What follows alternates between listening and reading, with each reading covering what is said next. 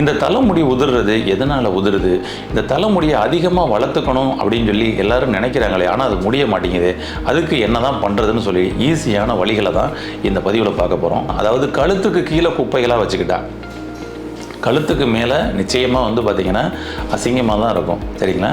முடியும் சரி, ஃபேஸும் சரி, அவ்வளோதான். ரோட்டில் சில பிச்சைக்காரர்கள்லாம் உட்காந்துருக்காங்க. அவங்களுடைய தலைமுடியை பாருங்கள், ஃபுல்லாக தூசி எல்லாம் ஃபுல்லாக இருக்கும். அவர் எந்த ஷாம்பு போட்டும் குளிக்கிறதில்ல, சரிங்களா? அவருக்கு தலைமுடி உதிர்தானே போய் கேட்டு பாருங்களேன். அவ்வளவு தூசிக்கு நடுவில் உட்காந்துருக்கக்கூடிய நபருக்கு தலைமுடி உதிரலை. இப்போ ஆண்களும் இந்த ஜூஸை நீங்கள் ரெகுலராக எடுத்துக்கிட்டீங்க அப்படின்னா ஹேர் ஃபால், வழுக்கை தலை வராமல் நம்ம தடுக்க முடியும். ஹெல்த் கபே சேனல் வியூவர்ஸ் அனைவருக்கும் வணக்கம். இன்றைக்கி பெரும்பாலும் ஆண்களும் பெண்களும் ஒரு விஷயத்தில் அவசரப்பட்டு இருக்கிறாங்க. என்ன அப்படின்னா ஹேர் ஃபால், இந்த தலைமுடி உதிர்றது தாங்க எனக்கு பெரிய பிரச்சனையாக இருக்குது அப்படின்றது எல்லா பேரும் சொல்லக்கூடிய ஒரு விஷயமாக இருக்குது. இந்த தலைமுடி உதிர்றது எதனால் உதிருது? இந்த தலைமுடியை அதிகமாக வளர்த்துக்கணும் அப்படின்னு சொல்லி எல்லாரும் நினைக்கிறாங்களே, ஆனால் அது முடிய மாட்டேங்குது. அதுக்கு என்ன தான் பண்ணுறதுன்னு சொல்லி ஈஸியான வழிகளை தான் இந்த பதிவில் பார்க்க போகிறோம். வாங்க பார்க்கலாம். பொதுவாக பார்த்திங்கன்னா எல்லா பேருக்கும் கழுத்துக்கு கீழே இருக்கக்கூடிய அந்த உடம்பில் இருக்கக்கூடிய இந்த உறுப்புகள் மீது கொஞ்சம் கூட கவனம் செலுத்துறதே இல்லை. ஆனால் கழுத்துக்கு மேலே நம்மளுடைய முகத்தை அழகாக வச்சுக்கணும், நம்ம ஹேரை அழகாக வச்சுக்கணும் அப்படின்னு சொல்லிட்டு இந்த பியூட்டி பார்லருக்கும் இந்த ஹேருக்காக செலவழிக்கிறதுலையும் தான் அதிகப்படியான மக்கள் செலவழிச்சுக்கிட்டு இருக்கிறாங்க. இப்போ இந்த இடம் ஃபுல்லாக குப்பைகளாக வச்சுக்கிட்டோம்னா, அதாவது கழுத்துக்கு கீழே குப்பைகளாக வச்சுக்கிட்டா கழுத்துக்கு மேலே நிச்சயமாக பார்த்திங்கன்னா அசிங்கமாக தான் இருக்கும், சரிங்களா? முடியும் சரி, ஃபேஸும் சரி, அவ்வளோதான். அப்போ கழுத்துக்கு கீழே உள்ள உறுப்புகள் மீது நாம் கொஞ்சம் கவனம் செலுத்தணும். என்னங்க அப்படி கவனம் செலுத்தணும்னு கேட்குறீங்களா? நம்ம பாருங்கள், யாராவது ஒரு விருந்தாடி வந்தாங்கன்னு வச்சுக்கோங்களேன். நம்ம வீட்டில் அப்போ தான் சாப்பிட்டுக்கிட்டு இருக்கிறோம், இல்லை ஏதோ ட்ரெஸ்ஸு எல்லாம் ஒரு மாதிரி இது கிடக்குன்னா எல்லாத்தையும் தூக்கி அப்படியே சோபாவுக்கு பின்னாடி போட்டு, சோபா முன்னாடி மட்டும் சூப்பராக இருக்கிறோம், சோபாவுக்கு பின்னாடி நம்ம அந்த குப்பைகள் கழிவுகள் எல்லாம் போட்டிருப்போம். உட்காந்தவங்க கூட கொஞ்சம் நேரம் பேசிக்கிட்டு இருக்கும்பொழுது ஒரு துர்நாற்ற வாடை வரும் அங்கே பின்னாடி போட்டுக்கிற குப்பையிலேருந்து, சரிங்களா? அப்போ அங்கேருந்து துர்நாற்ற வாடை, தூசி இதெல்லாம் நம்ம பேசுகிறதை டிஸ்டர்பன்ஸ் பண்ணோம், கரெக்டுங்களா? நாம் கரெக்டாக சுத்தமாக வச்சுக்கிற மாதிரி அவங்ககிட்ட நடிச்சுக்கிட்டு இருக்கிற மாதிரி இருக்கும். அது மாதிரி தான் நம்ம இந்த கழுத்துக்கு கீழே இருக்கக்கூடிய இந்த உறுப்புகளில் கழிவுகளை சேர்த்து வச்சுட்டு நம்ம முகத்தை மட்டும் அழகாக வச்சுருக்கணும், ஃபேஸை மட்டும் அழகாக வச்சுருக்கணும், ஹேரை மட்டும் அழகாக வச்சுக்கணும்னு சொல்லி நினைக்கிறோம்.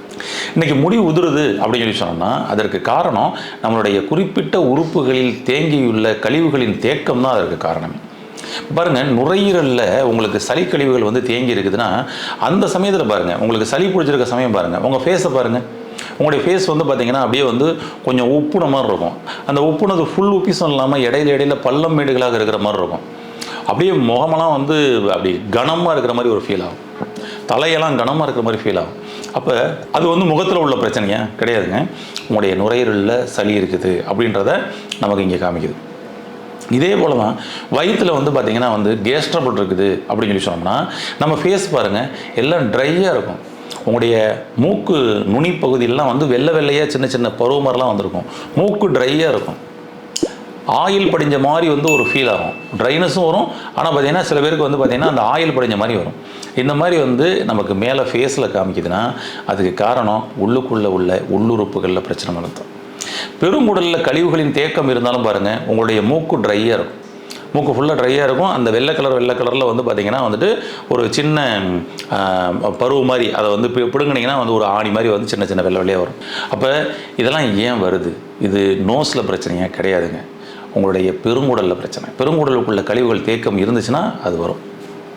இப்படி ஒவ்வொரு இதுவும் ஃபேஸில் காமிக்கக்கூடிய அடையாளங்கள் ஒவ்வொன்றுக்கும் உள்ளுக்குள்ள உள்ளுறுப்புகளில் கழிவுகளின் தேக்கம் தான். அது மாதிரி ஹேரில் உங்களுக்கு காமிக்குது, ஹேரில் பேன் வருது, பொடுகு வருது அப்படின்னு சொல்லி சொன்னால் அது ஹேரில் வரக்கூடிய ஒரு பிரச்சனை இல்லைங்க. ஆமாம், நீங்கள் ஹேரை சுத்தமாக வச்சுக்கணும், நிறைய பொல்யூஷன் கண்ட்ரோல், பொல்யூஷன் ப்ராப்ளம், அதனால் வெளியில் போனோம்னா தூசி எல்லாம் தலையில் பட்டுருது, அதனால தான் பேன் வந்துடுது, பொடுகு வந்துடுது, தலைமுடி விழுந்துடுது, முடி வளர மாட்டேங்குதுன்னு சொல்லிட்டு உங்களை ஏமாத்துறாங்கன்னு சொல்லலாம், சரிங்களா? நிறைய தூசியில் பட்டு தான் உங்களுக்கு முடி வர மாட்டேங்க, அதுக்காக நீங்கள் இந்த ஷாம்பு பயன்படுத்துங்க அப்படின்னு சொல்லிட்டு நம்மகிட்ட சொல்கிறாங்க இல்லையா? ஆக்சுவலி ஏமாத்துறாங்க அர்த்தம். என்னங்க ஏமாத்துறாங்கன்னு சொல்கிறீங்கன்னா உங்களுக்கு ஈஸியாக புரிகிற மாதிரி சொல்கிறேன். வெளியில் ரோட்டில் சில பிச்சைக்காரர்கள்லாம் உட்காந்துருக்காங்க. அவங்களுடைய தலைமுடியை பாருங்கள், ஃபுல்லாக தூசி எல்லாம் ஃபுல்லாக இருக்கும். அவர் எந்த ஷாம்பு போட்டும் குளிக்கிறதில்ல, சரிங்களா?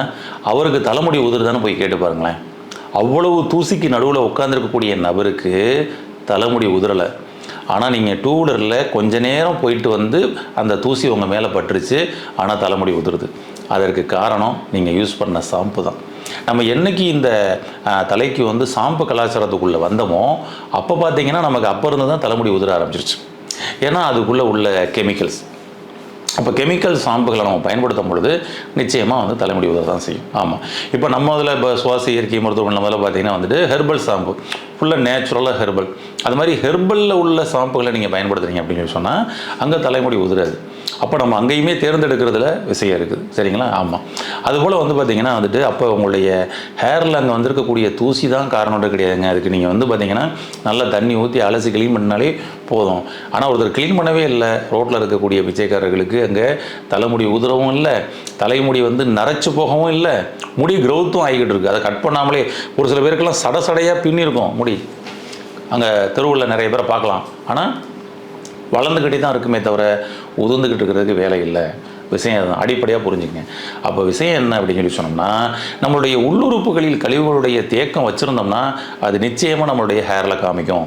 பேனு, பொடுகு, ஈறு இதெல்லாம் வருது அப்படின்னா அதுக்கு காரணம் உங்களுடைய சிறுநீரக கழிவுகள் தேக்கம், உங்களுடைய பெருங்குடல் கழிவுகளில் தேக்கம் இருந்தால் அங்கே வரும். சிறுநீரகம் அதிகப்படியான வெப்பம் இருந்துச்சு அப்படின்னு சொல்லி சொன்னோம்னா உங்களுடைய முடி வேரோட பிடுங்கும், அப்படியே வேர்க்காலோட பிடுங்கும். அந்த முடியினுடைய வேர்க்காலில் ஒரு வெள்ளை கலரில் இருக்கும் இல்லையா, அதெல்லாம் உங்களுக்கு கண்ணுக்கே தெரியும். அந்தளவுக்கு அப்படியே வேரோட பிடுங்கும். சிறுநீரகம் அதிகப்படியான வெப்பமாக இருந்தால், சிறுநீரக கழிவுகள் தேக்கம் இருந்தால், உங்களுடைய இடுப்புக்கு கீழே அதிகப்படியான வெப்பம் இருந்தால், இப்போ நீங்கள் பாருங்கள், இதுதான் விஷயம். உங்களுடைய கல்லீரல் அதிகப்படியான சூடாக இருந்தால் அதுதான் உங்களுக்கு வந்து இந்த ஈறு, பொடுகு, பேனு அதெல்லாம் வருவதற்கான வாய்ப்புகள். கல்லீரல் கழிவுகளுடைய தேக்கம் இருந்தால் உங்களுடைய அந்த முடியை பார்த்திங்கன்னா பாதியாக கட்டாகி உடையுது பாருங்களேன். முடி பார்த்திங்கன்னா வந்துட்டு அப்படி உடையுதுங்கன்னு சொல்லி சொல்லுவாங்க. அந்த ஸ்ட்ரென்த்தன் இல்லை, ப்ரோட்டீன் கம்மியாக இருக்குது, அதனால் நான் ப்ரோட்டீன் ஷாம்பு யூஸ் பண்ணுறேன். இல்லை, கரெக்டுங்களா? ப்ரோட்டீன் ஏன் கம்மியாச்சு? உங்களுடைய கல்லீரலை நீங்கள் கவனிச்சிங்கன்னா ஆட்டோமேட்டிக்காக ப்ரோட்டீனை உள்ளே கொடுத்துரும். அந்த ப்ரோட்டீனை எங்கெங்கெல்லாம் போய் சேரணுமோ அங்கே ஆட்டோமேட்டிக்காக கொடுக்க ஆரம்பிச்சிடும். நீங்கள் கொஞ்சம் கவனித்து பாருங்கள், உங்களுடைய கல்லீரலை மட்டும் பலப்படுத்தி பாருங்கள், உங்களுடைய முடி ஒரே சீராக இருக்கும். அப்போ வந்து அந்த சைனிங் இருக்கும். அந்த ட்ரைனஸ் வந்ததுனால தான் அந்த சைனிங் போச்சு. ஓகேங்களா? உங்களுடைய கல்லீரலும் உங்களுடைய சிறுநீரகமும் தான் உங்களுடைய முடி வளர்ச்சிக்கு மிக முக்கிய பங்களிக்கிறவங்க. முடியோட ரூட்டை ஸ்ட்ராங் பண்ணணும் அப்படின்னு சொல்லி சொன்னால் கல்லீரலை தான் பலப்படுத்தி ஆகணும். அப்போ இந்த கல்லீரலையும் சிறுநீரகத்தையும் எப்படி பலப்படுத்துறதுன்றதில் நீங்கள் கவனம் வைக்காமல் நம்ம முடிக்கு ஏதாவது வந்து ஷாம்பு இருக்குதா, ஆயில் இருக்குதா அப்படின்னு சொல்லிட்டு நம்ம வந்து தேடி போயிட்டுருக்கோம். ரைட்டுங்களா? கடைசியில் நீளமாக வளர்த்த அந்த கூந்தலை கட் பண்ணி இன்றைக்கி கிராப் வச்சுக்கிட்டு தெரியக்கூடிய நிலையெல்லாம் இன்றைக்கி நிறைய பேருக்கு ஏற்பட்டிருக்கு. ரைட். இதிலிருந்து மீண்டு முடியை உதிர்வதை சுத்தமாக தடுத்து முடியை நல்லா நீளமாக வளர வைக்கணும்னா என்ன பண்ணலாங்க? ஈஸியாக ஒரு ஹோம் ரெமெடி ஒன்று சொல்கிறேன். ஒரு ஸ்மூத்தி நீங்கள் ஒன்று ரெடி பண்ணி சாப்பிட்றதுக்கு ஒரு டிப்ஸு சொல்கிறேன். பயன்படுத்தி பாருங்கள், மாற்றத்தை உடனே உங்களோட கண் கூட தெரியும். நீங்கள் பாத்ரூம் போகும் பொழுது, அதாவது குளிக்கிறதுக்கு குளியல் அறைக்கு போகப்படும் பொழுது அங்கே பார்த்தீங்கன்னா குளிச்சு முடிச்சுட்டு பார்த்தோம்னா தரையில் பூரா பார்த்தீங்கன்னா ஒரு 10 முடியாவது கண்ணில் பார்த்துருவீங்க. அந்த அளவுக்கு பார்த்துருப்பீங்க இல்லையா? இந்த ஸ்மூத்தியை மட்டும் நீங்கள் வந்து ரெகுலராக எடுக்க ஆரம்பிச்சிங்கன்னா என்ன மாற்றம் நடக்கும்னு பாருங்கள். ஒரு முடி கூட அங்கே வந்து உதிராதுங்க. அதை நீங்கள் கண் கூட பார்க்க முடியும். வித்தின் 7 டேஸில் அந்த மாற்றத்தை வந்து உங்களால் ஃபீல் பண்ண முடியும். சில பேர் 3 நாள்லேயே அந்த மாற்றத்தை வந்து ஃபீல் பண்ணி சொல்லியிருக்கிறாங்க. பயன்படுத்தி பாருங்கள்.